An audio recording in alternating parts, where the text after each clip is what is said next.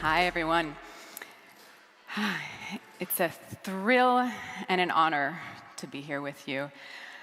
I'm grateful to Peter and the Visit Flanders team for bringing us all together, to Anna Pollock for inviting me and the other international speakers. And most of all, I'm grateful to all of you for taking the time to be here in this vitally important exploration and conversation.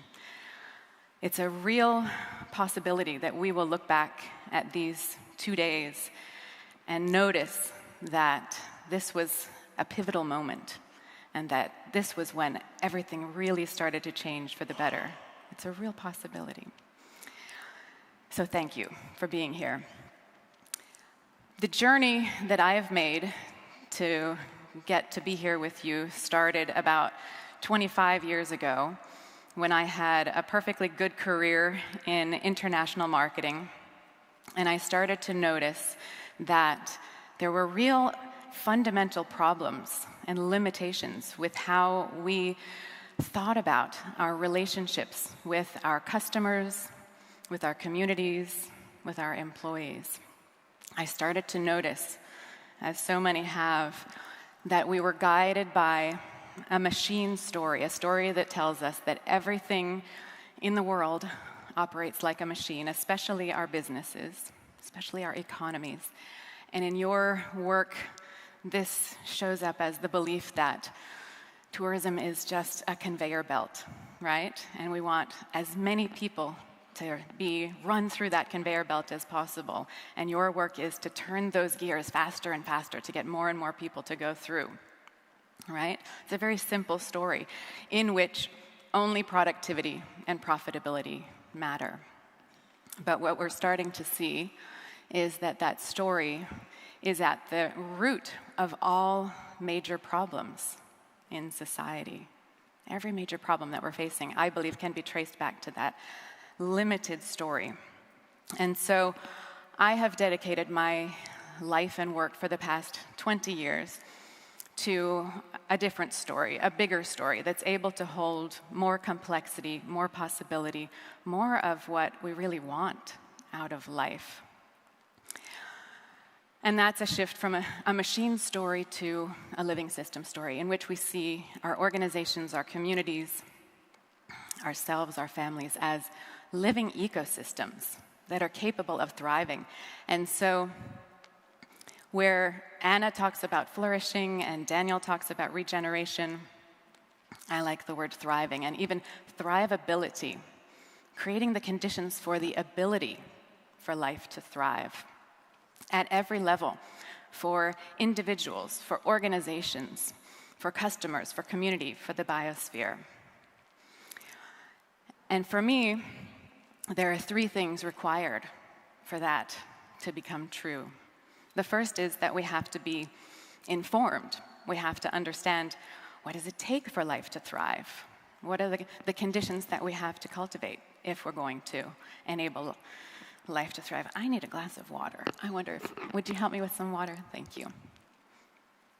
So the first thing is we have to know what's required. We have to be informed. The second thing is that we have to set a clear intention that we're trying to enable life to thrive. And up to now, we've set our intentions on something far smaller, far less than thriving. Things like productivity and profitability that are not bad in themselves, but if that's the limit of our intention, then we've seen that we get something disastrously less than thriving. And the final thing is that we have to recognize that thrivability is not a marketing campaign. It's not a project that we do and we're finished with it. It's a thank you. Thank you. Okay. It's an ongoing practice. It's a life practice, like a martial arts practice or a yoga practice or even a spiritual practice. That's a deepening into wisdom and compassion and the ability to sense what's needed and respond with effective action. It's an ongoing practice that's both individual and collective. So if we start with being informed, I'd like to offer what I have learned over my 20 years of focus and research, what I've learned about what it takes for life to thrive, whether we're talking about a rainforest or our bodies or our organizations and communities. So I'd like to offer the 4 fertile conditions that are necessary, that we have to cultivate if we're to enable life to thrive at all of those levels. I'd then like to share a story of a visitor economy organization in Montreal, a coalition of museums that has embraced this practice, this informed intention and practice of thrivability. And then I'd like to share a guiding framework that I hope will help you as you listen to the many stories over these 2 days to understand why those stories were successful. What were the fertile conditions that were being cultivated? And I hope that this framework will help you going forward as you initiate your own projects and develop your own success stories. Okay, so that's 4 fertile conditions, 1 story, and 1 guiding framework. Okay? But first, another sip. Okay. These 4 fertile conditions involve a very small amount of biology, and it's intuitive, and you will understand. You've got this, and there will not be a test, so don't worry.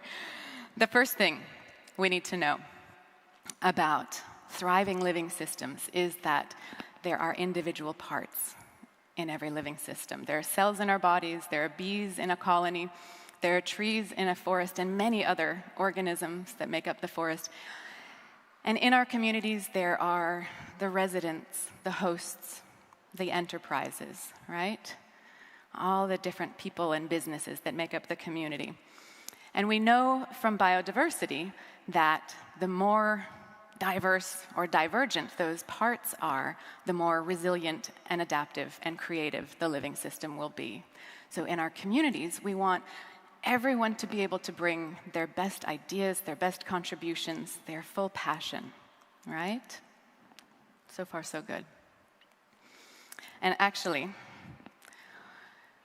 I should mention that the machine story would tell us this is not true. The machine story would tell us that the most efficient pathway to profitability and productivity is a McDonald's and a Starbucks on every corner, and if there are people involved still, that they would be uniform and replaceable cogs in the machine, right? So we start to notice the difference between the 2 stories.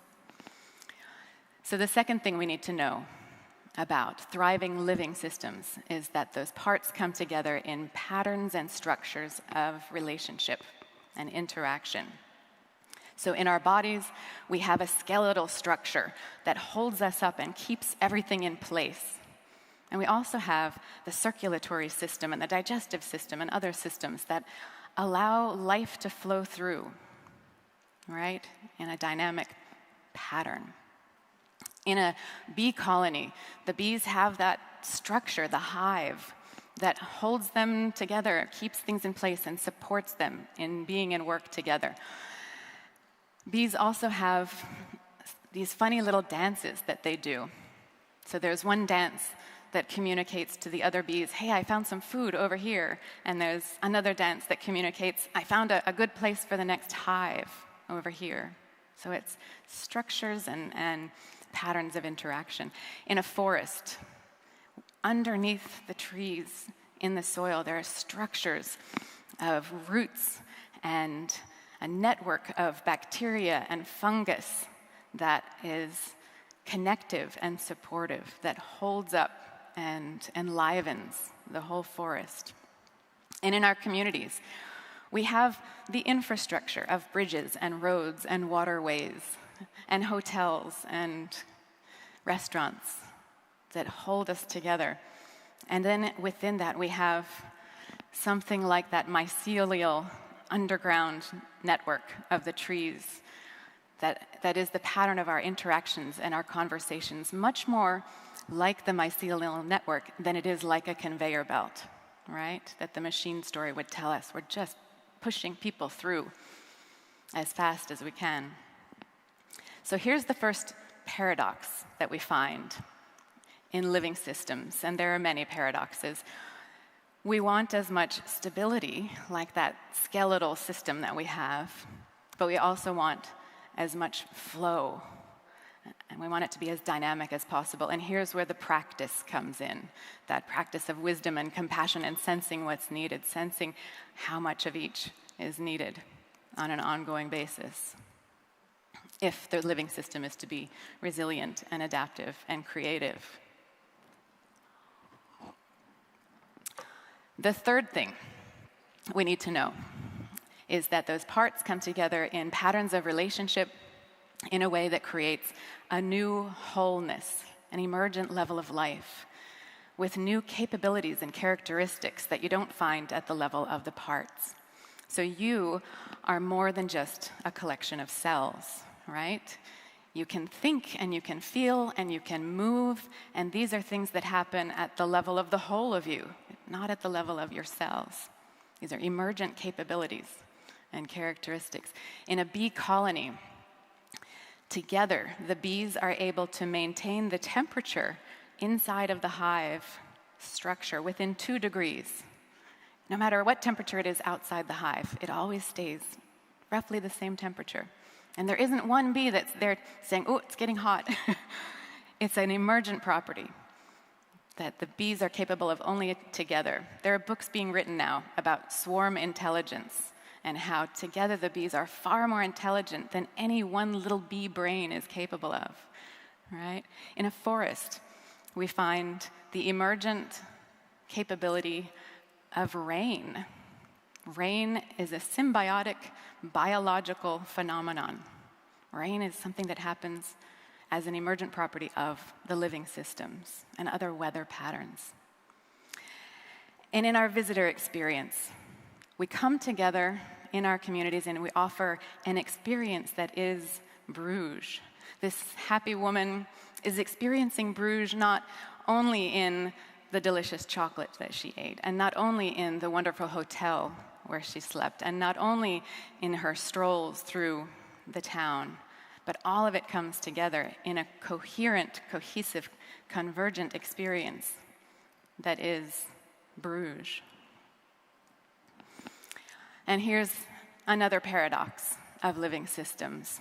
Even though we want as much diversity and divergence at the level of the parts, we want everyone to bring their best, most unique contributions, we want it in service of a convergent whole. If the living system, the living community is to be resilient and adaptive and creative. So you remain recognizably you, even as your cells are continuously being replaced, even as they're doing all kinds of different things, but at the level of the whole of you, there's consistency and convergence and coherence. And in human communities, the way that we achieve this level of coherence and wholeness is through shared story. We've heard a lot about that this morning, the power of story. So it's this that brings us together and converts us from a shapeless crowd of people to something bigger than ourselves together, so that the whole is greater than the sum of the parts. And we start to discover new capabilities. We start to be able to offer visitors the experience of Bruges. And again, the machine story would say, this is not important, this is not valid. We just need kind of the cookie cutter, generic places that we can push people through. But we know, we've heard all morning about the power of the DNA, right, of a place. That's what this is about. So if we stop here with these first 3 fertile conditions, we could be talking about my car. My car has individual parts, and they all do different things. They're in relationship with me and with the road and with each other. They come together, and now they're called a car altogether, right? And they have the emergent capability of moving me around town. But my car will never have a great idea. It will never heal itself. It will never generate a whole new car for me. It will never adapt to completely unforeseen circumstances. My car will never comfort me and be my friend. So for all of those things, we need something else, something that's the difference between me and my car, right? And when I started studying and researching biology to figure out what is the rest of the story, what do we need to understand, there were just a few biologists who talked about this something else. And they talked about it as a self-integrating property.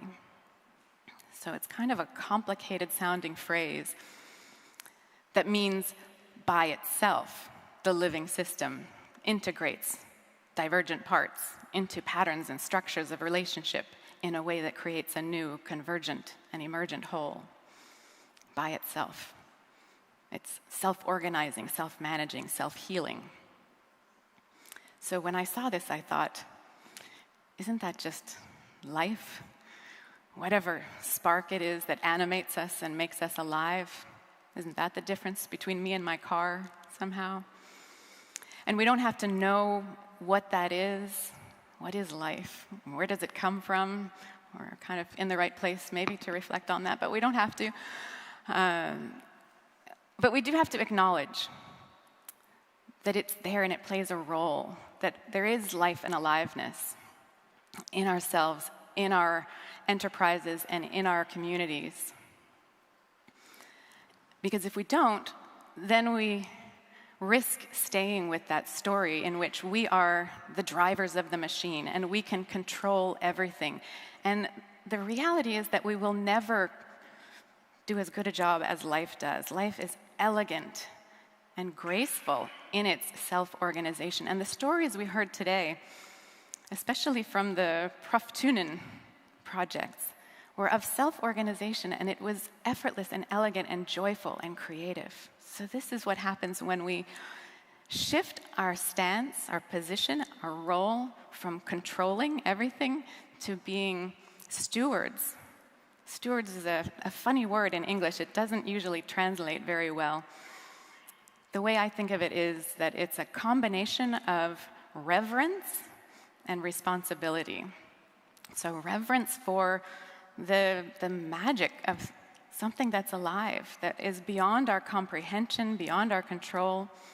And even though it's beyond our control, we still feel called to care. We still feel responsible to care and cultivate those fertile conditions.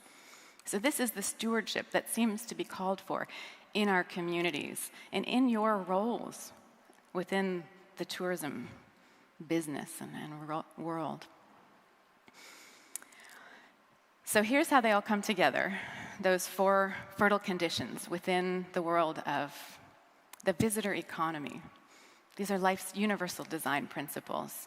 Those individual people, residents, hosts, and the businesses and enterprises that they create together as the diverse parts. The structures and patterns and flow of relationships, how they are supported and connected in being in relationship with each other in a way that creates an emergent DNA, a story of place, building on the story that has always been there and evolving it into the future, and all of it, ideally, enlivened by life, supported by us and enlivened. So I really love that Visit Flanders uses the metaphor of the tree, as do I, in a very similar way. So here's how I think about it. I imagine that the people, those parts, those residents and hosts and enterprises are represented by the roots of the tree.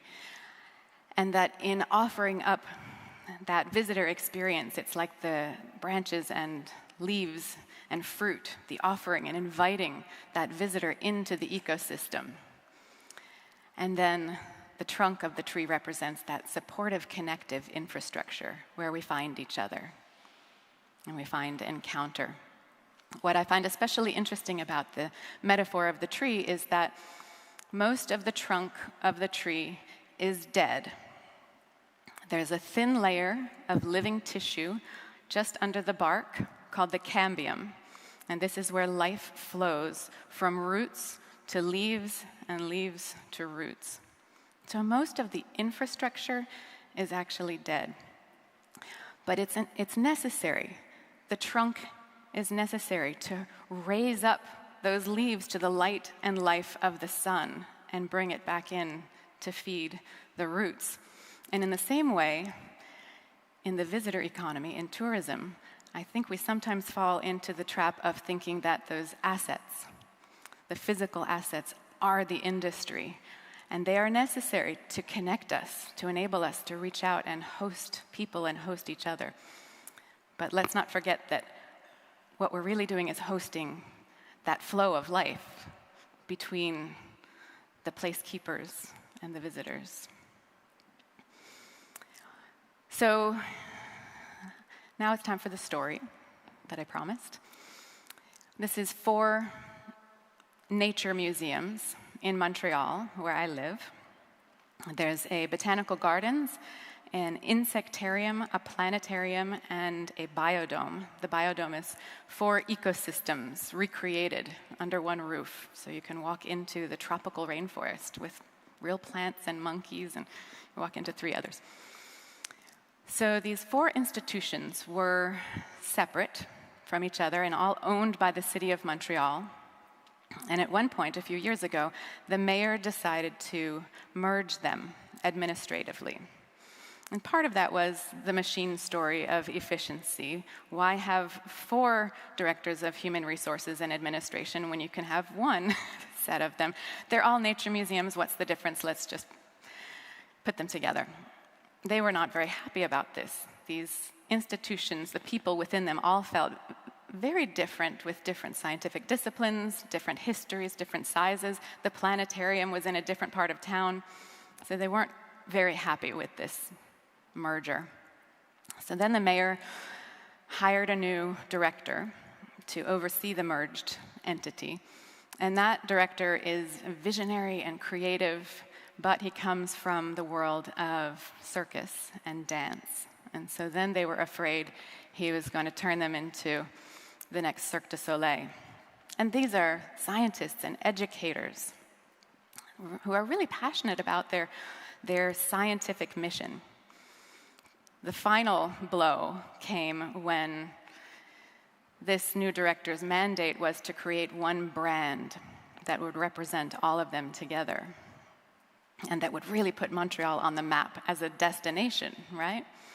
And they were very skeptical of branding. They were pretty sure they would become McMuseums somehow. So my colleague and I were brought in to help them with this challenge. And we brought everyone together in conversation in different ways, including bringing all 450 people together for a day to explore those 4 fertile conditions that I've been telling you about. So we invited them in very participatory and creative and story-based ways to imagine together, what will it look like when each of you is able to bring the best of your talents and skills and passion and your divergence, and to be nourished in the process? What will it look like when your work is beautifully supported and held, and when information and trust and communication flows beautifully inside the organization and out, the pattern of relationships, to help them explore that convergent wholeness and what was the potential for it across these 4 entities that didn't see themselves as one yet. We didn't just ask them, what is the one product or service that you want to sell the world, right? Instead, we asked them, what is the one conversation you all want to have with the world? What's the one conversation you all want to have with the world? This is much more alive than what do you want to sell the world? And in all of it, we were inviting them to listen to what was needed so that they could respond with effective action, to be in service of what was alive in them and in the whole of them. So this is a quote from the assistant director. She said, we actually listened to what was in the center, to what the organization wanted to tell us. What does it want to become? It's a funny concept, but I think you do the same in communities as well. What is the story? What is the DNA? So based on what we heard, we drafted a manifesto, and we brought it back to them. Don't plan to read this, but we brought a draft manifesto. You can read it later if you'd like in the handouts. But we asked them, is this what you said? Does this feel accurate and authentic? And we brought it to the directors first, and they said, yes, it's really good. There's just one problem. You used the word life. And we don't talk about life, we talk about nature. Nature is out there, it's measurable, it's tangible, but life is kind of amorphous, it's intangible, it might even be spiritual. So could you just change that one word?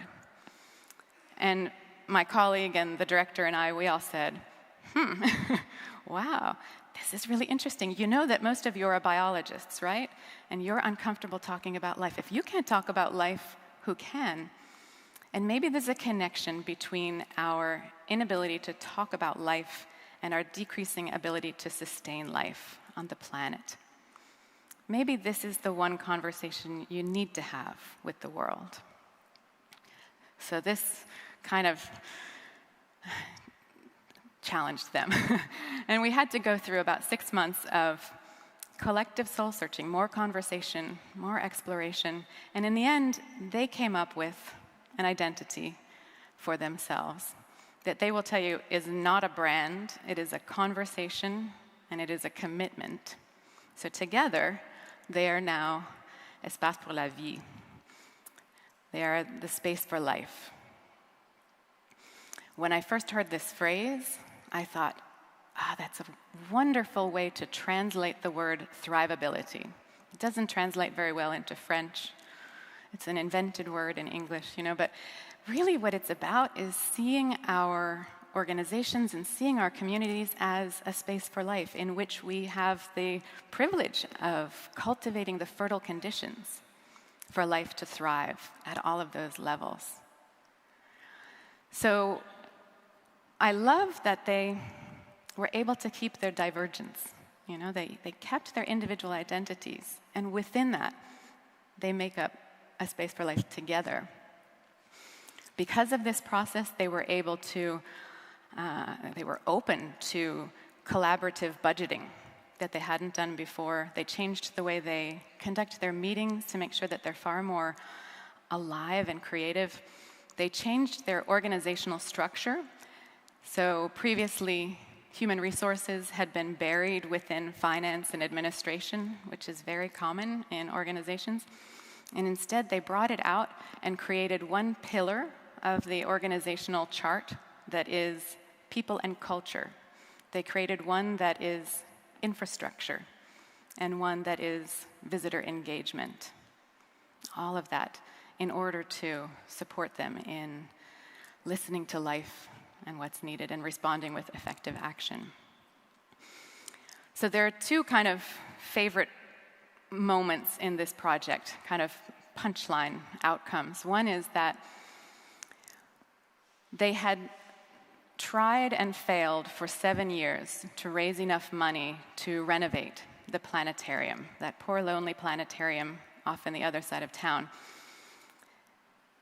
They never could raise the money. Within 1 year of launching this vision and this commitment and conversation, they were able to raise $190 million, build an entirely new planetarium alongside the other 3 institutions, and do several other major projects. So there's something really magnetic and compelling when we align with life. People feel that, and they're drawn to it, and their money is drawn to it too. The other thing that was my personal favorite moment in the project is when we brought everyone together again, all 450 people, to publicly announce the manifesto in front of the mayor and other dignitaries. At one point, there was one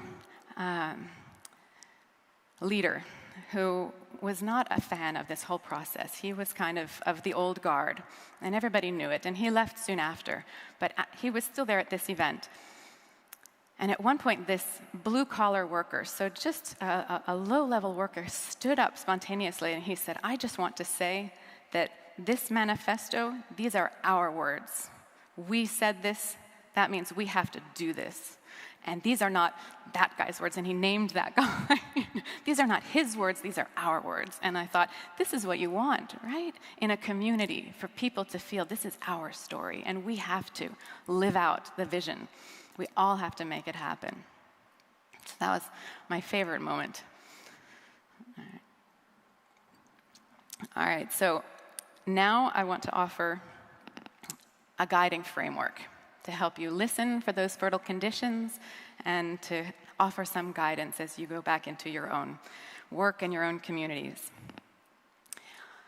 So if we go back to our tree, and we want a little bit more detail, because it's nice to think about engaging the parts, but what does that mean? How do we do that? What's involved? So if we start with the roots, those residents and hosts and enterprises, the first fertile condition that we have to cultivate is the ability for people to find their mastery. We all want to do our jobs well. We want to make a contribution, right?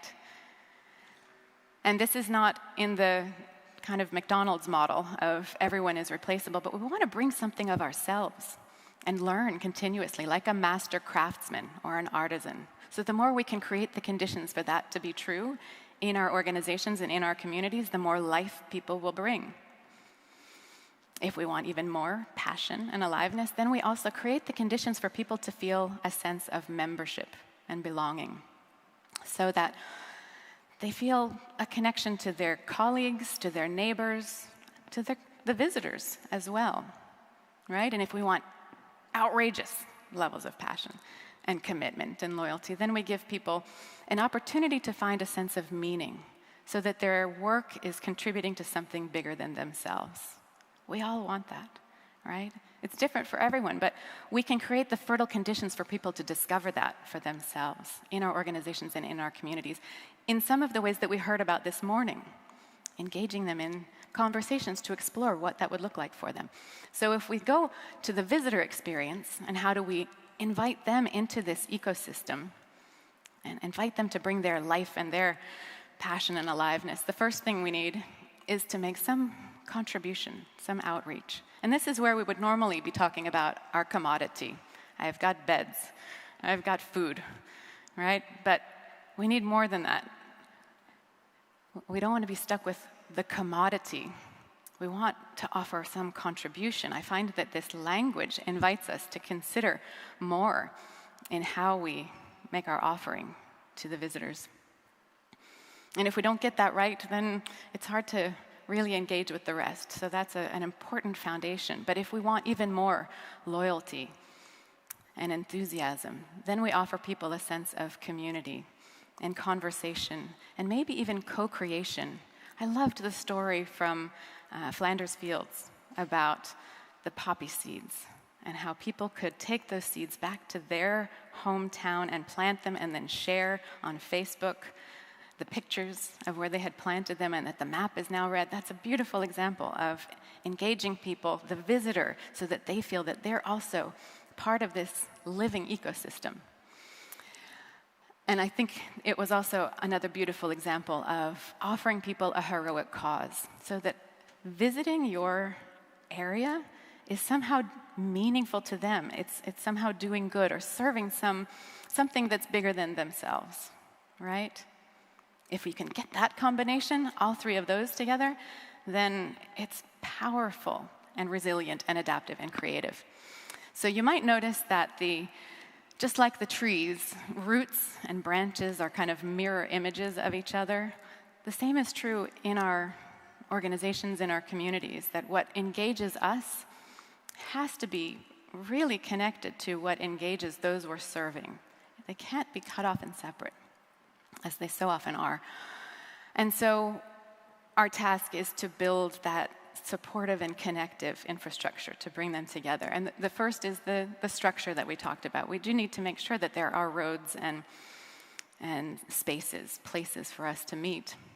We have this structure that we need to bring our mastery in service of contribution, but we also need the systems of being in conversation. And we're discovering new ways to do that. We heard stories of engaging with visitors in really different types of conversation and engaging with residents as well. So these are new skill sets that we may have to develop, moving into this new way of being in tourism. And the final piece is story. Story as what holds it all together. And this is not a static, stagnant story that some marketing agency writes and it lives that way forevermore. This is a living story and an evolving, unfolding story. So most of all, this is about the disciplines and practices of continuously checking in on what is the story that we're living together, and are we living it coherently across all of these other aspects of our stewardship. So some of those things, you might notice the first column, those are quite tangible things that we can craft. We can build and design. And that middle column is more the how. These are things that we can co-create together with each other and with residents. And that final column, the why, that can only be cultivated and invited. That's where it's really that amorphous, maybe it's even spiritual part. But this is where we get into new skill sets of sensing what's arising here and what's alive. And all of that comes together in that practice of stewardship, that informed intention and practice of cultivating the fertile conditions for life to thrive in our communities. So all of this comes together at a time when there's such urgent need. We heard all morning, especially from Daniel, about the dire need for tourism to reinvent itself, not just to tweak at the edges, but to rethink what the role of tourism is in the world. So my belief is that we have to get more informed and more intentional about aligning with life so that hosts and visitors and other individuals can experience more aliveness, health, joy, justice, learning, self-expression, and self-awareness, so that enterprises achieve their intended purpose creatively, gracefully, and resiliently, while attracting and cultivating necessary resources, so that the community discovers more connectedness, creativity, resilience, and self-reliance. And so the biosphere is supported in its ability to be healthy and regenerative over time. This is what's at stake, and this is what's possible. So your work is vitally important in this reflection, these 2 days and beyond. So the question I'd like to leave you with is this one. As we have talked so far and heard presentations, the tendency is to bring it back to our own individual activities, but you have power together to affect change and transformation if you can come together in one conversation about what the role of tourism is and what it needs to be. So this is a question I would like to offer and leave with you, maybe encourage you to share your thoughts on the Post-it notes that keep being offered to you. But really, I hope that this is what we can explore together over these 2 days and beyond. What is the one conversation you all want to have with the world? Thank you.